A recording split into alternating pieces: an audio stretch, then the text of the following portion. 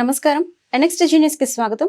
ఈనాటి వార్తా విశేషాలు. తాడేపల్లిలోని వైఎస్ఆర్సీపీ కేంద్ర కార్యాలయంలో వైఎస్ఆర్ జయంతి కార్యక్రమం ఘనంగా నిర్వహించారు. వైఎస్ఆర్ విగ్రహానికి పార్టీ నేతలు పూలమాలలు వేసి నివాళులు అర్పించారు. పార్టీ రాష్ట్ర ప్రధాన కార్యదర్శి సజ్జల రామకృష్ణారెడ్డి, మాజీ మంత్రి అంబటి రాంబాబు కేక్ కట్ చేశారు. పార్టీ నేతలు, కార్యకర్తలు హాజరయ్యారు. ఈ సందర్భంగా సజ్జల రామకృష్ణారెడ్డి మాట్లాడుతూ వైఎస్ఆర్ ఆశయ సాధన కోసం వైఎస్ జగన్ ఎంతో కృషి చేస్తున్నారన్నారు. ఎన్నో సంక్షేమ పథకాలను అమలు చేశాం. ప్రజల తీర్పును గౌరవిస్తున్నాం. అసాధ్యమైన హామీలతో ప్రత్యర్థులు అందలం ఎక్కారు.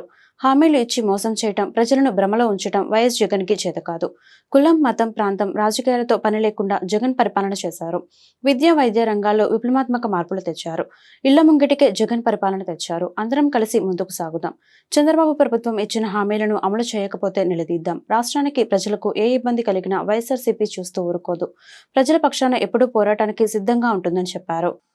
దివంగత ముఖ్యమంత్రి శాశ్వతంగా తెలుగు ప్రజల హృదయాల్లో చిరస్థాయిగా నిలిచిపోయిన వైఎస్ రాజశేఖర రెడ్డి గారి 75వ జయంతి వేడుకల సందర్భంగా ప్రపంచవ్యాప్తంగా ఉన్న తెలుగు ప్రజలకు, అలాగే ముఖ్యంగా వైఎస్ఆర్ అభిమానులకు, వైఎస్ఆర్ కుటుంబ సభ్యులకు, వైఎస్ఆర్ కాంగ్రెస్ పార్టీ కార్యకర్తలకు, నాయకులకు అందరికీ శుభాకాంక్షలు తెలియజేస్తున్నాం. ఆయన చనిపోయి 15 ఏళ్ళు అవుతోంది. ఆయన ప్రయాణం హఠాత్తుగా ఆగిపోవడం, జీవన ప్రయాణం హఠాత్తుగా ఆగిపోవడం ఒక వ్యక్తికి కాదు, కుటుంబానికి కాదు, ఉమ్మడి రాష్ట్రానికి అప్పట్లో పెను విఘాతంగా మారింది. అందరికీ తెలుసు. ఆ తర్వాత జరిగిన పరిణామాలు ఆయనే ఉంటే అనుకునే రకంగా, ఒక వైఎస్ఆర్ ఉంటే అనుకునే రకంగా ఎట్ల చోటు చేసుకున్నాయో ఈ చరిత్ర, సమకాలీన చరిత్ర మనం ప్రత్యక్షంగా చూశాం. అందులో ఆ సంక్షోభంలో నుంచే, ఆ పోరాటంలో నుంచే పుట్టిందే ఆయన ఆశయాలతో వైఎస్ఆర్ కాంగ్రెస్ పార్టీ. రక్తం పంచుకున్న బిడ్డగారే కాకుండా ఆయన ఆశయాలకు వారసుడుగా జగన్మోహన్ రెడ్డి గారు పోరాటాల మధ్యనే ఈ పార్టీ ప్రారంభించారు. ఆ రోజు నుంచి ఆయనతో అడుగులు అడుగు వేసిన వేల మంది, లక్షల మంది అయ్యారు. కోట్ల మందికి ఆశాదీపంగా రాజశేఖర రెడ్డి గారిని మించి మరో 10 అడుగులు ముందుకు వేసే బిడ్డగా ఆయన నిజమైన రాజకీయ వారసుడుగా జగన్మోహన్ రెడ్డి గారు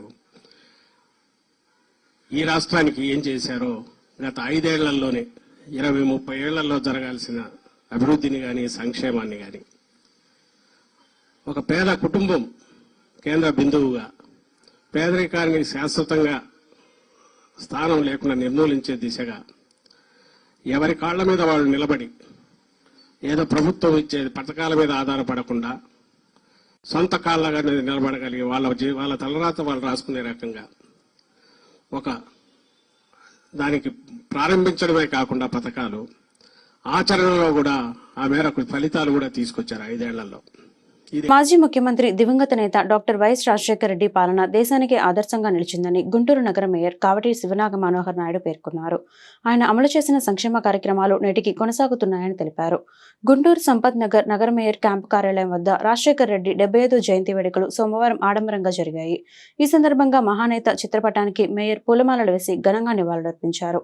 అనంతరం ఆయన మీడియాతో మాట్లాడుతూ రాజశేఖర రెడ్డి భౌతికంగా మనకు దూరమైనప్పటికీ ప్రజల హృదయాలలో నేటికి ఆయన కొలువై ఉన్నారని చెప్పారు. ఉమ్మడి ఆంధ్రప్రదేశ్తో పాటు భారతదేశంలో కాంగ్రెస్ పార్టీ 10 ఏళ్లు అధికారంలో ఉందంటే డాక్టర్ వైఎస్ రాజశేఖర రెడ్డి చలవేనని చెప్పారు. రాజన్న ఆశయాలను జగనన్న కొనసాగించారని వివరించారు. ఈ కార్యక్రమంలో 27వ డివిజన్ వైసీపీ అధ్యక్షులు కంతేటి శ్యామశేఖర్ శర్మ, పార్థసారథి, గడ్డం రెడ్డి, నాగిరెడ్డి, ఎర్రబాబు, పెల్లూరు వినయ్, కానుకల శివ తదితరులు పాల్గొన్నారు. ఉమ్మడి ఆంధ్ర రాష్ట్ర దివంగత ముఖ్యమంత్రి డాక్టర్ వైఎస్ రాజశేఖర రెడ్డి గారి యొక్క 75వ జయంతి సందర్భంగా మరి రాష్ట్ర వ్యాప్తంగా ఈరోజు అన్ని ప్రాంతాలలో కూడా ఆయన యొక్క జయంతి వేడుకలు చాలా ఘనంగా, గొప్పగా నిర్వహించడం జరుగుతూ ఉంది. మరి ఉమ్మడి ఆంధ్ర రాష్ట్రంలో ఆ రోజు తన ఒంటి చేత్తో కాంగ్రెస్ పార్టీని అధికారంలోకి తీసుకురావటం, అప్పుడు చేవేడ నుంచి ఇచ్చాపురం వరకు సుమారు 3000 కిలోమీటర్లు మండు టెండలు కూడా లెక్క చేయకుండా ఆ రోజు కుదేలైపోయినటువంటి కాంగ్రెస్ పార్టీని తన ఒంటి చేత్తో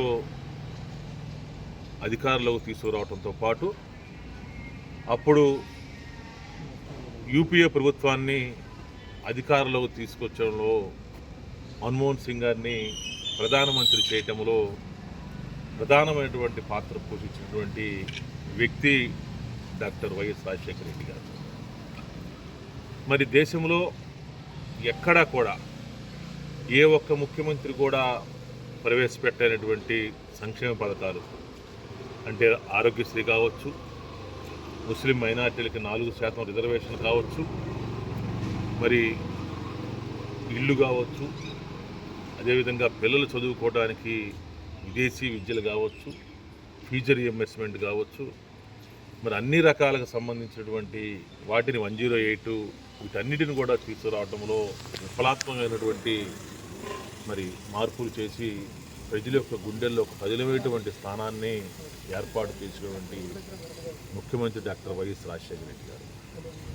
మళ్ళీ తిరిగి 2009లో కూడా, అంటే అప్పుడు ఒకసారి ముఖ్యమంత్రి అయిన తర్వాత కాంగ్రెస్ పార్టీ చరిత్రలో మరి ఒకే పర్యాయంలో రెండవసారి అధికారంలో రావటం అనేది ఎక్కడా కూడా ఆంధ్ర రాష్ట్రంలో కూడా జరగల.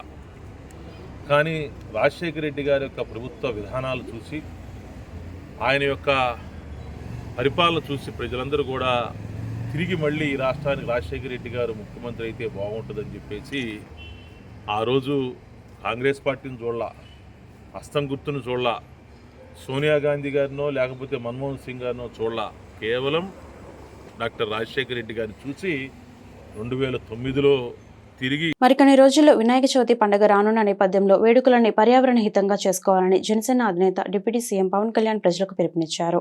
వినాయక చవితి రోజున మట్టి వినాయకుడిని పూజించేలా ప్రజలకు అవగాహన కల్పించాలని అధికారులకు పవన్ ఆదేశించారు.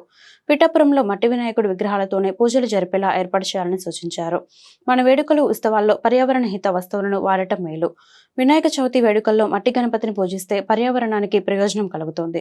ప్లాస్టిక్ వస్తువుల వినియోగం తగ్గేలా ప్రజలకు అవగాహన కల్పించాలి. దేవాలయాల్లో ప్రసాదాన్ని బటర్ పేపర్తో చేసిన కవర్లో ఇవ్వడం సరికాదు. ప్రసాదాల పంపిణీకి ప్లాస్టిక్ కవర్లను కాకుండా తాటాకు బుట్టలు, ఆకుల దొన్నెలు వాడాలి.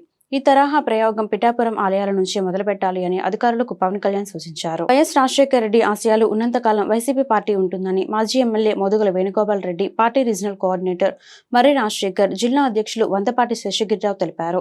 ప్రజల ఆశీస్సులతో వైసీపీకి పూర్వ వైభవం వస్తుందని ఆశాభావం వ్యక్తం చేశారు.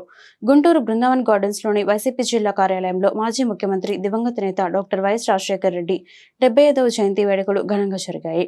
తొలుత రాజశేఖర రెడ్డి విగ్రహానికి వైసీపీ నాయకులు పూలమాలలు వేసి ఘనంగా నివాళులర్పించారు. ఈ సందర్భంగా పార్టీ శ్రేణులు ఏర్పాటు చేసిన రాజశేఖర రెడ్డి బర్త్డే కేక్ ను మర్రి రాజశేఖర్, మందపాటి శేషగిరిరావు, గుంటూరు నగర మేయర్ కావటి శివనాగ మనోహర్ నాయుడు, మోదుగుల వేణుగోపాల్ రెడ్డి, విడుదల రజని, నూరి ఫాతిమా, దయాసాగర్ కట్ చేసి వారితో ఆనందాన్ని పంచుకున్నారు.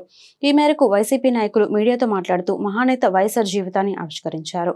ఆయన పాలనను సువర్ణ యుగంతో పోల్చారు. రాజన్న అమలు చేసిన సంక్షేమ కార్యక్రమాలు నూతన వరవడిని సృష్టించిందన్నారు. రాజన్న రాజ్యం జగనన్నతోనే సాకారమైందని వివరించారు. వైసీపీ కార్యకర్తలకు పార్టీ అన్ని విధాలుగా అండగా ఉంటుందని ప్రకటించారు. ఈ కార్యక్రమంలో వైసీపీ నాయకులు భారీ సంఖ్యలో పాల్గొన్నారు. రాజశేఖర రెడ్డి గారి మనసు ఎక్కడైతే ఉంటుందంటే ఆర్తనాదాలు ఉన్న చోట పేదవాడి గుండె చొప్పుట్లో ఉండేటువంటి మనిషి. చాలామంది రాజకీయ నాయకులు రాజకీయాలంటే ఎన్నికలు అనుకుంటారు. రాజకీయాలంటే అభివృద్ధి అనేటువంటి డెఫినేషన్ రాసినటువంటి వ్యక్తి ఎవరు ఉన్నారంటే ఈ రాష్ట్రం కాదు, దేశ చరిత్రలోనే వైఎస్ రాజశేఖర రెడ్డి. ఈరోజు కాంగ్రెస్ పార్టీ 2 సార్లు కేంద్రంలో ప్రభుత్వం ఏర్పరిచిందంటే అది రాజశేఖర రెడ్డి గారి పుణ్యం. ఈరోజు హైదరాబాద్ నగరం కానీ ఈ రాష్ట్రం 29 రాష్ట్రాలకి ధీటుగా ముందు వరుసలో ఉందంటే వైఎస్ రాజశేఖర గారి పుణ్యం. ఆయన పిలిపించుకున్నటువంటి కుమారుడు వైఎస్ జగన్మోహన్ రెడ్డి కూడా ఈ రోజున పార్టీ ఓడిపోయినా కూడా ఎలక్షన్స్ ఆ నెల భావంతో ఈరోజు వైఎస్ రాజశేఖర రెడ్డి గారి జయంతి సందర్భంగా అనేక మంది పేదవాళ్ళకు కూడా ఈరోజు చెప్పించాం. ఎందుకంటే ఎన్నికలప్పుడు కనపడేటువంటి పార్టీ కాదు ఈ పార్టీ, అనునిత్యం ప్రజల యొక్క గుండె చప్పుల్లో ఉండేటువంటి పార్టీ. అందుకని రాజశేఖర రెడ్డి గారి ఆశయాలు ఉన్నంత కాలం ఈ వైఎస్ఆర్ కాంగ్రెస్ పార్టీ చాలా బలోపేతంగా ఉంటుంది. జగన్మోహన్ రెడ్డి గారు మళ్ళీ సీఎం కావాలనే ఉద్దేశం కాదు మాకు. మేము మంచి పనులు చేస్తాం, మళ్ళీ ప్రజలు మమ్మల్ని సీఎం చేస్తారు. అంతేగాని సీఎం కావాలనే ఉద్దేశంతో మంచి పనులు చేయం మేము. Very clear. మంచి పనులు చేయాలి. వికసిత్ భారత్ ఆత్మనిర్భర్ భారత్కు ప్రజలు ఓటు వేశారని భాజపా ఏపీ రాష్ట్ర అధ్యక్షురాలు పురంధేశ్వరి తెలిపారు. రాజమహేంద్రవరంలో నిర్వహించిన భాజపా రాష్ట్ర స్థాయి కార్యవర్గ సమావేశంలో ఆమె మాట్లాడారు. ఎన్డీఏ కూటమి విధానాలకు అనుకూలంగా ప్రజలు ఓటు వేశారన్నారు. 5వ ఆర్థిక శక్తిగా భారత్ ఎదగడం వల్లే అభివృద్ధి సాధ్యమైందని చెప్పారు. దేశాభివృద్ధి కోసమే ప్రధాని నరేంద్ర మోదీ ఎల్లప్పుడూ ఆలోచిస్తారని కేంద్ర మంత్రి మురుగన్ అన్నారు. 3వ బాధ్యతలు చేపట్టాక పేదలకు 3 కోట్ల ఇళ్ల పథకంపై ప్రధాని మోదీ మొదటి సంతకం చేశారని చెప్పారు. రైతుల ఖాతాలకు 20,000 కోట్లను జమ చేస్తూ 2వ సంతకం చేశారని గుర్తు చేశారు. 10 ఏళ్ల ఎన్డీఏ పాలనలో దేశం అద్భుత ప్రగతి సాధించిందని తెలిపారు. ఈ కార్యక్రమంలో సోమవీర్రాజు తదితర నేతలు పాల్గొన్నారు. ప్రజలు ఏమైనా ఇబ్బందులు ఎదుర్కొన్నా, ఏమైనా ప్రజా సమస్యలు ఉన్నా వాటి మీద స్పందిస్తూ మనం వెంటనే వాటన్నింటినీ కూడా నిర్మాణాత్మకంగా ప్రభుత్వానికి తెలియజేయవలసినటువంటి బాధ్యత ఇవాళ మన మీద ఉన్నది అని చెప్పి మీ అందరికీ కూడా నేను తెలియజేసుకుంటూ, బాధ్యత కలిగినటువంటి భాగస్వాములుగా ఎన్డీఏ కూటమి అదేవిధంగా రాష్ట్రంలో ఉన్నటువంటి భాగస్వాములుగా బాధ్యతతో మెలుగుతూ నిబద్ధతతోటి ప్రజల పక్షాన నిలబడుతూ వారి సమస్యల్ని అర్థం చేసుకుంటూ రాష్ట్ర ప్రభుత్వానికి ఎప్పటికప్పుడు తెలియజేస్తూ ఆ వారధి పాత్ర ఏదైతే ఉందో మనమందరం కూడా నిర్వహించాలి. సుపరిపాలనని రాష్ట్రానికి అందిస్తుందని, ఒక పక్క సంక్షేమాన్ని అందిస్తూనే రెండవ పక్క రాష్ట్ర అభివృద్ధుల మీద కూడా దృష్టి పెడతారనేటువంటి ఒక నమ్మకం విశ్వాసంతో ప్రజలు ఇవాళ మనకి ఓటు వేశారు అని చెప్పి మనం అందరం కూడా గుర్తించాలి. మీరు ఒక పక్క బట్టలు ఒత్తి మేము వారి సంక్షేమాన్ని అందిస్తున్నాను అని చెప్పి మీరు అంటున్నారు, కానీ పక్కన మీరు ఎంత నొక్కేస్తున్నారో ప్రజలు గమనించారు అనేటువంటి విషయం ఒక్కసారి మీరు అర్థం చేసుకోవాలి అని చెప్పి నేను తెలియజేస్తున్నాను. కనుకనే ఈ రకమైనటువంటి ఫలితం, ఈ విజయంతో వచ్చేటువంటి బాధ్యతని కూడా మనం గుర్తుంచుకోవాలి. టీచర్ పోస్టుల భర్తీకి మెగా డిఎస్సికి సిద్ధమైన ఏపీ సర్కార్ మరోసారి టెట్ నిర్వహిస్తున్న విషయం తెలిసిందే. జూన్ 2న టెట్ నోటిఫికేషన్ విడుదల చేసినప్పటికీ అభ్యర్థుల విజ్ఞప్తి మేరకు టెట్ డిఎస్సిలకు సన్నద్ధమయ్యేందుకు మరింత గడువు ఇస్తూ ఇటీవల నిర్ణయం తీసుకుంది. ఈ నేపథ్యంలో టెట్ షెడ్యూల్లో పలు మార్పులతో సోమవారం సవరించిన నోటిఫికేషన్ విడుదల చేసింది. పాత నోటిఫికేషన్ ప్రకారం ఆగస్టు 5 నుంచి 20 వరకు టెట్ పరీక్షలు జరగాల్సి ఉండగా వాటిని అక్టోబర్ 3 నుంచి 20 వరకు నిర్వహించాలని నిర్ణయించింది. డిఎస్సిలో టెట్కు 20% వెయిటేజీ ఉన్న విషయం తెలిసిందే. ఎమ్మెల్సీగా అనర్హత వేటు వేయడంపై జంగ కృష్ణమూర్తి హైకోర్టును ఆశ్రయించారు. విచారణ చేపట్టిన హైకోర్టు ఎమ్మెల్సీ స్థానం ఖాళీగా ఉన్నట్లు నోటిఫై చేయొద్దని ఈసీకి ఆదేశాలు జారీ చేసింది. జంగ కృష్ణమూర్తి పిటిషన్పై విచారణకు వాయిదా వేస్తూ నిర్ణయం తీసుకుంది. అదేవిధంగా ఎమ్మెల్సీ లేళ్ల ఆపిరెడ్డి ఏపీ హైకోర్టును ఆశ్రయించారు. టీడీపీ కేంద్ర కార్యాలయంపై దాడి కేసులో ముందస్తు బెయిల్ కోసం పిటిషన్ దాఖలు చేశారు. కేసుకు సంబంధించి పూర్తి వివరాలను సమర్పించాలని పోలీసులకు హైకోర్టు ఆదేశాలు జారీ చేసింది. విచారణను ఈ నెల 10కి వాయిదా వేసింది. నియోజకవర్గంలోని గబ్బడ ఇసుక డిపోలో అక్రమ నిల్వలపై స్పీకర్ అయ్యన్న పాత్రుడు సమగ్ర విచారణకు ఆదేశించారు. అక్రమంగా నిల్వ ఉంచిన 65,000 టన్నుల ఇసుకపై విచారణ చేపట్టాలన్నారు. అక్రమాలకు పాల్పడిన వారిపై కేసు నమోదు చేయాలని తెలిపారు. 100 కోట్లు దోచుకున్న ఇసుక మాఫియాను బయటపెట్టాలన్నారు. దొంగను పట్టుకోకుండా ఇసుక పంచితే సాక్ష్యం తొలగించినట్లవుతుందని పేర్కొన్నారు. విచారణ జరిపి కేసు నమోదు చేశాక ఇసుకను బయటకు తీయాలని సూచించారు. పోలవరం ప్రాజెక్టును సకాలంలో పూర్తి చేయడానికి కేంద్ర ప్రభుత్వ సహాయ సహకారాలు ఉంటాయని రాష్ట్ర వైద్య ఆరోగ్య శాఖ మంత్రి సత్యకుమార్ తెలిపారు. రాజమహేంద్రవరంలో ఆయన మీడియాతో మాట్లాడారు. రాష్ట్ర విభజన సందర్భంలో పోలవరం గురించి పోరాడింది భాజపానే. పోలవరాన్ని జాతీయ ప్రాజెక్టుగా చేసి ఖర్చులను 90% కేంద్రం, 10% రాష్ట్ర ప్రభుత్వం భరించేలా చేసింది భాజపా నాయకత్వమే. ముంపు మండలాలలో తొలి కేబినెట్ భేటీలో నిర్ణయం తీసుకుంది. విభజన నేపథ్యంలో రాష్ట్రానికి జరిగిన అన్యాయాన్ని సరిచేయడం కోసం మా పార్టీ పూర్తి సహకారం అందిస్తుందని తెలిపారు. కేంద్ర ప్రభుత్వం ఒక మధ్యవర్తిత్వం మాత్రం చేయగలదు, అదే చేసింది. గతంలో దీని మీద మాట్లాడుతున్నప్పుడు దురదృష్టవశాత్తు రాష్ట్ర విభజన జరిగిన తర్వాత కేవలం ఈ విద్వేషాలు నింపి, ప్రత్యేక తెలంగాణ విద్వేషాలు తిప్పి అన్నదమ్ముల్లాగా ఉంటున్న తెలుగు ప్రజల మధ్య విద్వేషాన్ని నింపి అధికారంలోకి వచ్చిన కేసీఆర్ ముందుకు వెళ్ళనీయకుండా ప్రతి దాంట్లో కూడా సమస్యలు సృష్టించే ప్రయత్నం కేసీఆర్ గారు చేశారు.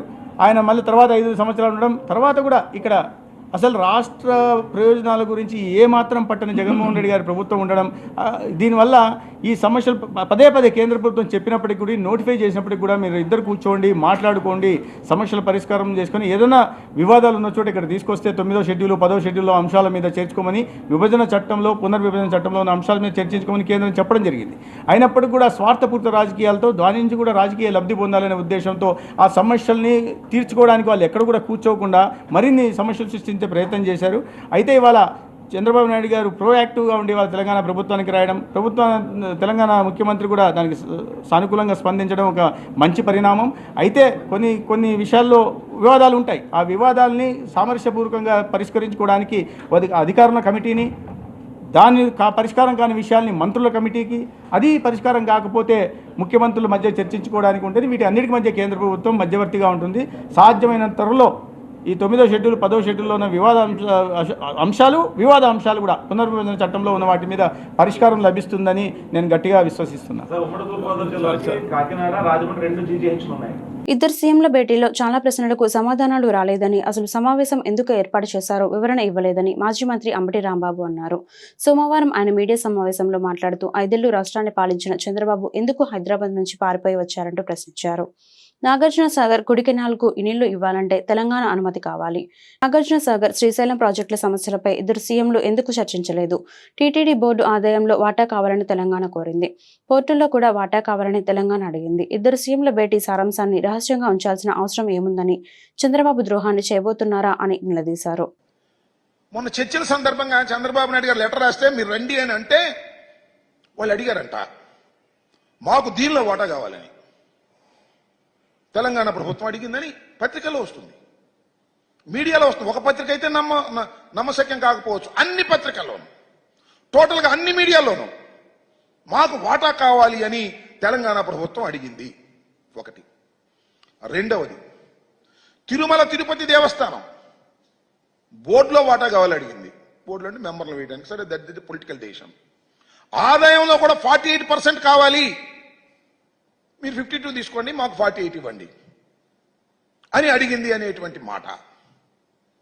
అంతేకాదు, మనకు పోర్ట్స్ ఉన్నాయి కదా ఈ తీర ప్రాంతంలో, ఈ అన్ని పోర్ట్స్లోనూ వాటా కావాలని అడిగింది అని. మరొకటి, కృష్ణా జలాల్లో కూడా మాకు అన్యాయం జరిగింది, మాకు వాటా కావాలి అని అడిగిందని. ఈ 4 కూడా చాలా విపరీతమైన ప్రచారం జరిగాయి. దానితో పాటు అతి కీలకమైంది పోలవరం ప్రాజెక్టు నిర్మాణానికి విభజన చట్టంలో పెట్టినటువంటి 7 మండలాల్ని విభజన చట్టం ప్రకారం మన రాష్ట్రానికి కలిపేశారు. ఆ 7 మండలాల్ని వెనక్కి ఇచ్చేయమన్నారంట. ఇచ్చేయమన్నారు వాళ్ళ కోరికలు. చిత్రం ఏంటంటే, ఒక పత్రికలో హిందూ, మీ అందరికీ తెలుసు, దీనిలో ఇవాళ వచ్చింది ఏంటంటే, Naidu Revanth agrees to transfer 5 panchayats to TG. ఇది నాయుడు అంత రేవంత్ ఇద్దరు కలిసి సమావేశంలో 5 గ్రామాలను తిరిగి తెలంగాణకు ఇవ్వడానికి అంగీకరించారు చంద్రబాబు నాయుడు గారు. What is this? దీనికి సమాధానం చెప్పగలరా? వార్తలు ఈ విధంగా పుంఖాలుగా వస్తున్నప్పుడు మీరు ఏమీ మాట్లాడకపోగా, ముఖ్యమంత్రులు ఇద్దరు మాట్లాడకపోగా, ముఖ్యమంత్రుల తరపున అక్కడ డిప్యూటీ సీఎం, మన మంత్రులు, వారి మంత్రులు కలిసి ఉమ్మడి సమావేశం ఏర్పాటు చేసి, పత్రికా సమావేశం, దానిలో మీడియా మిత్రులు ఏమండి ఇగో ఇవన్నీ వచ్చినాయి ఏంటి అని అడిగితే సమాధానం చెప్పకుండా తప్పుకెళ్లారంటే నిజమనుకోవాలా, అబద్ధం అనుకోవాలా? సమాధానం చెప్పకోకుండా తప్పుకు వెళ్లిపోయారు అంటే వాళ్ళు అడిగిన మాట నిజము అని ఒప్పుకోవాలి. ఈ 5 గ్రామాలు ఈ నెల 20వ తేదీన నగరపాలక సంస్థ సాధారణ కౌన్సిల్ సమావేశాలను నిర్వహిస్తున్నట్లు మేయర్ కావటి మనోహర్ నాయుడు వెల్లడించారు. నగరపాలక సంస్థలోని తన ఛాంబర్లో సోమవారం మేయర్ మాట్లాడారు. తమ ప్రభుత్వం అధికారంలోకి వచ్చిన తర్వాత జీఎంసీకి ఎన్నికలు నిర్వహించి నగరాన్ని అభివృద్ధి పదంలో తీసుకెళ్లాలని అన్నారు. నగరవాసులకి అవసరమైన మౌలిక వసతులు అన్నిటినీ కల్పించామని చెప్పారు. గుంటూరు ఎంపీ కేంద్ర మంత్రిగా ఉండటం సంతోషంగా ఉందని, ఇది నగరంలో రైల్వే ప్రాజెక్టులకు కలిసొచ్చే అంశమని అన్నారు. నగరానికి ఐకాన్గా ఉన్న పీవీకే నాయుడు కూరగాయల మార్కెట్ టెండర్ దశలో ఉందని, ఆ మార్కెట్ ని కూడా అభివృద్ధి చేయాల్సిన బాధ్యత పెమ్మసానిపై ఉందని చెప్పారు. మున్సిపల్ కార్పొరేషన్కి సంబంధించి సాధారణ సమావేశం నిర్వహించాలని చెప్పేసి కూడా మరి నిర్ణయం తీసుకోవడం కూడా జరిగింది. ఎందుకంటే ఎన్నికలు అయిపోయినాయి, రిజల్ట్స్ వచ్చినాయి, కొత్త ప్రభుత్వం ఏర్పడింది, కొత్తగా శాసనసభ్యులు, పార్లమెంట్ సభ్యులు కూడా ఎన్నికవడం కూడా జరిగింది. మరి ఎన్నికల కోడ్ కావచ్చు, అదేవిధంగా ఎన్నికలు అయిపోయిన తర్వాత ఈ 4 రోజుల వ్యవధిలో కూడా సుమారు ఈ 3 నెలల వ్యవధిలో కొన్ని అభివృద్ధి కార్యక్రమాలు ఆగిపోవడం కూడా జరిగింది. మరి వీటన్నిటిని కూడా దృష్టిలో ఉంచుకొని ఈ నెల 20వ తేదీన అనగా శనివారం మున్సిపల్ కార్పొరేషన్ కౌన్సిల్ హాల్ నందు మరి సాధారణ సమావేశాన్ని నిర్వహించాలని చెప్పేసి కూడా మరి నిర్ణయం తీసుకోవడం కూడా జరిగింది. మరి సాంప్రదాయం ప్రకారం మరి కొత్తగా ఎన్నికైనటువంటి శాసనసభ్యులు అదేవిధంగా పార్లమెంట్ సభ్యులు కూడా వాళ్ళందరూ కూడా దీంట్లో ఎక్స్ అఫీషియో సభ్యులుగా వాళ్ళు అందరూ కూడా ఉంటారు కాబట్టి వాళ్ళు కూడా ఈ యొక్క సాధారణ సమావేశానికి ఆహ్వానించడం కూడా జరుగుతుంది. అదేవిధంగా ప్రభుత్వ నిబంధనల ప్రకారం ఎన్నికైనటువంటి శాసనసభ్యులు పార్లమెంట్ సభ్యులు కూడా వాళ్ళు ఎక్కడ ఎక్స్ అఫీషియో సభ్యులుగా వాళ్ళు ఉండదలిచారో వాళ్ళకి ఆప్షన్ అడుగుతారు. ఆల్రెడీ మా ఛాంబర్ నుంచి వాళ్ళని ఆప్షన్ అడగటం కూడా జరిగింది. దానికి 3 శాసనసభ్యులు మున్సిపల్ కార్పొరేషన్లో మీ ఎక్స్ అఫీషియో సభ్యులుగా మేము ఉంటామని చెప్పేసి వాళ్ళు చెప్పడం జరిగింది. అదేవిధంగా పార్లమెంట్ సభ్యులు కూడా మరి కౌన్సిల్ లోపల సమయం ఉంది కాబట్టి వారికి కూడా మేము సర్క్యులర్ పంపించాం. వారు కూడా మరి ఆప్షను మరి గుంటూరు ఇస్తారనుకుంటా ఉన్నాం. ఎందుకంటే ఈరోజు పాలకవర్గం ఏర్పడి 3 సంవత్సరాలు కావస్తూ ఉంది. ఈ 3 సంవత్సరాల్లో మరి అన్ని ప్రాంతాల్లో కూడా అంటే మీరు ఒకసారి చూసుకుంటే గత 11 సంవత్సరాల క్రితం వరకు కూడా గుంటూరు నగరపాలక సంస్థ కలెక్టర్ కార్యాలయంలో నిర్వహించిన గ్రీవెన్స్ డేకి ఫిర్యాదులు వెల్లువెత్తాయి. కలెక్టర్ నాగలక్ష్మి ఇతర అధికారులు ప్రజల నుండి ఫిర్యాదులు స్వీకరించారు. ఇందులో పింఛన్లు, రేషన్ కార్డులు, భూముల సర్వే, రైతాంగ సమస్యలపై అధికంగా ఫిర్యాదులు అందాయి. ప్రజల నుంచి ఫిర్యాదులు స్వీకరించిన అధికారులు తక్షణమే పరిష్కారం చేయాలని సంబంధిత శాఖలకు ఆదేశాలు జారీ చేశారు. ఫిర్యాదులు అందజేసిన అనంతరం బాధితులు వారి సమస్యలను మీడియాకు వివరించారు. ఈ వార్తలు ఇంతటితో సమాప్తం. మరొక బులెటిన్లో మళ్ళీ కలుద్దాం. అంతవరకు సెలవు. నమస్కారం.